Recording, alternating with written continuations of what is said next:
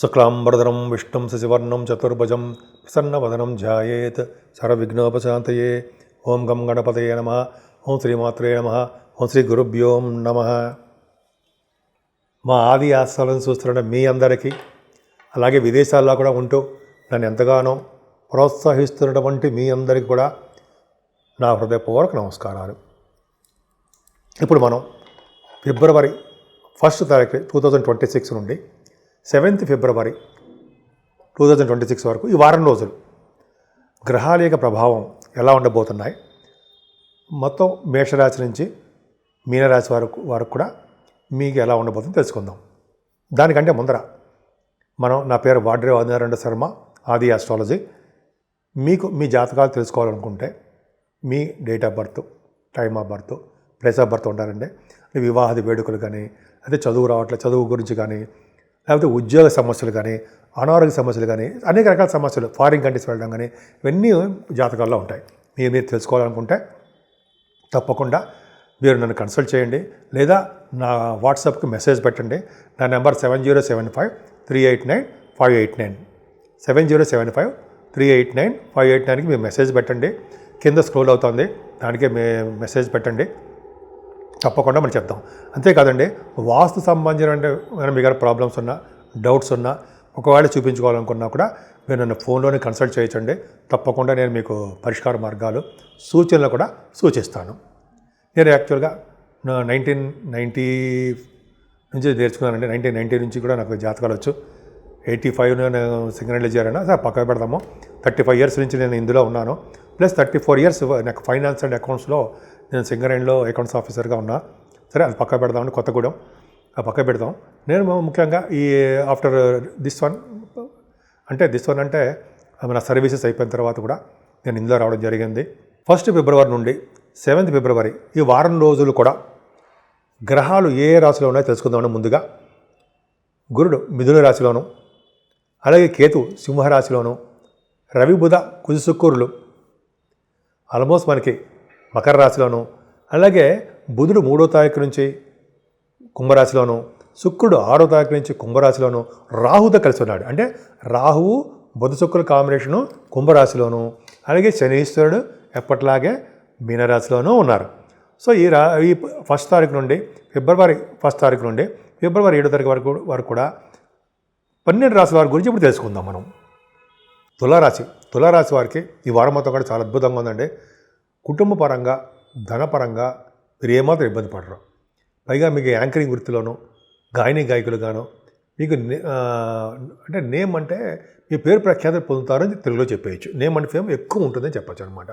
ఎక్కువగా short journeys మీరు ఎక్కువ చేస్తూ ఉంటారంటే ఈ వారంలో కుజుడు ఎగ్జాల్టేషన్ ఉన్నాడు. 2nd హౌస్ లాడు 4th భావంలో ఉన్నాడు. అంటే జనరల్గా కొంతమంది భూములు కానీ, గృహాలు కానీ, వాహనాలు కానీ కొనుక్కుంటారని శాస్త్రం చెప్తుంది. 4th భావంలో రవిబుధులు ఉండడం వల్ల ఫైనాన్స్ రంగంలో విద్య బాగా రావడము, తల్లిదండ్రులుగా బాగుండడము, అలాగే విద్యలో అధికంగా రాణించడము, ఇంకా చెప్పాలంటే కళారంగంలో మీకు బాగా సక్సెస్ అవ్వడము, మ్యూజిక్ సంగీతంలో బాగా విజయవంతం చేస్తారండి. రైతులకు బాగుంటుంది. ద్వితీయాధిపతి 4th భావంలో ఉండడం గొప్ప అదృష్టమే. ఫారిన్ కంట్రీస్ కూడా కారణం కూడా 2nd హౌస్ లార్డ్ 4th భావంలో ఉంటే ఫారిన్ కంట్రీస్ కూడా వెళ్తారు. కుజుడు వల్ల భూములు, గృహసౌఖ్యము అవన్నీ కొనుక్కుంటారండి. 4th భావంలో ఉన్నారు కాబట్టి. 4th భావంలో బుధ శుక్రుడు కూడా ఉన్నాడు. బుధ శుక్రుడు వల్ల భూములు ఉంటాయి. సినిమా రంగంలో మీకు ప్రతిభ కనపరుస్తూ ఉంటారు.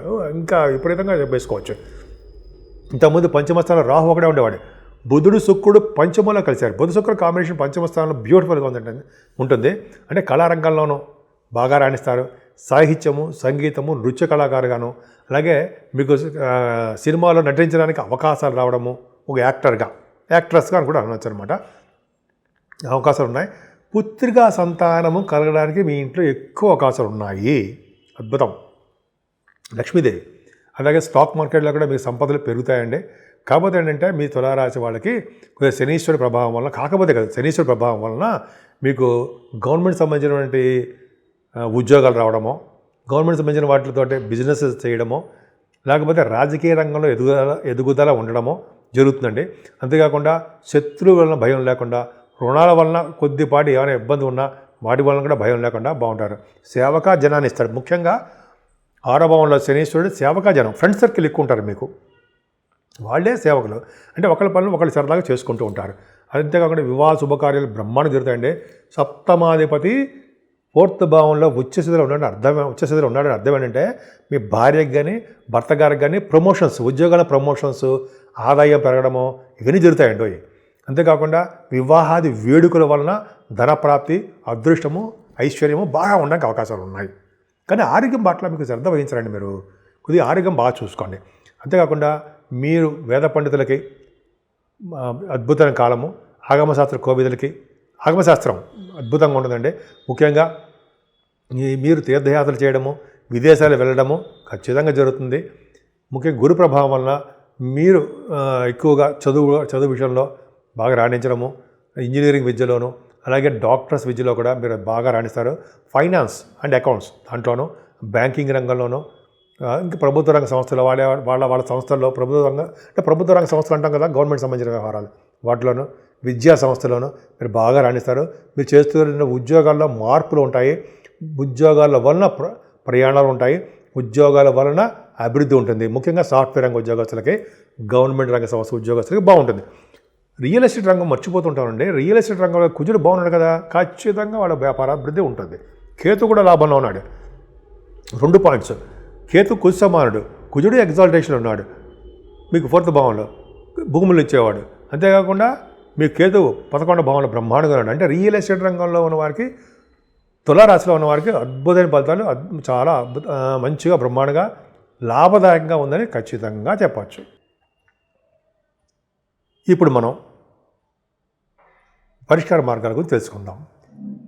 12 రాశుల వారు కూడా, అంటే మేషరాశి నుంచి మీనరాశి వారి వరకు కూడా 12 రాశుల వారు ముఖ్యంగా చేసుకోవాల్సిన పరిష్కార మార్గాలు అంటే మనం ఏ పూజ చేస్తే బాగుంటుంది అనేది తెలుసుకుందామండి.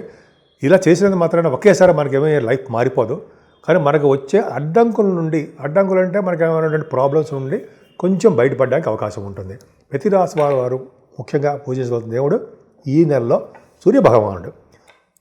సూర్యభగవాన్ ఆరాధన, అలాగే పద్మావతి అమ్మవారు, వెంకటేశ్వర స్వామి వారి యొక్క దర్శనాలు, శివాభిషేకాలు, మేధా దక్షిణామూర్తి గారి యొక్క దర్శనము, ఆయన యొక్క పూజలు చేసుకోవడం వలన సర్వసుఖాలు సర్వశుభాలు పొంది తీరుతారు.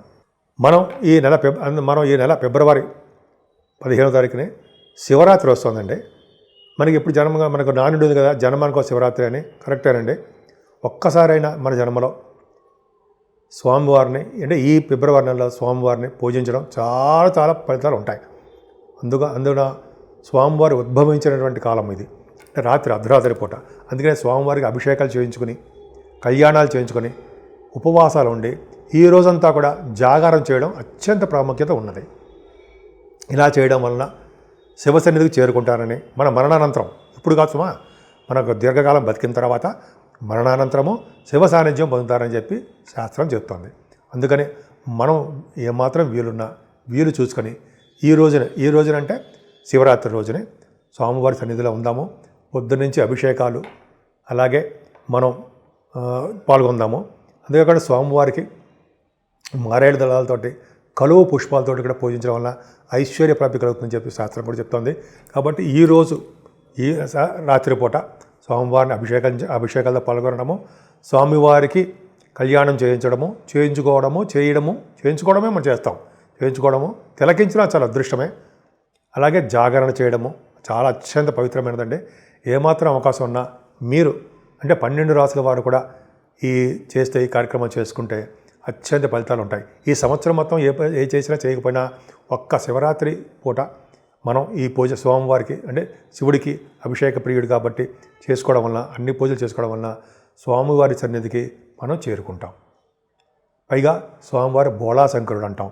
సో స్వామివారు త్వరగా ప్రసన్నం అవుతారు కాబట్టి ఐశ్వర్యాన్ని, అదృష్టాన్ని, అలాగే శివ సాన్నిధ్యాన్ని మనకి ఇవ్వడానికి ఆ స్వామివారి యొక్క ఆశీస్సులు పొందడానికి ఎక్కువ అవకాశాలు ఉన్నాయి.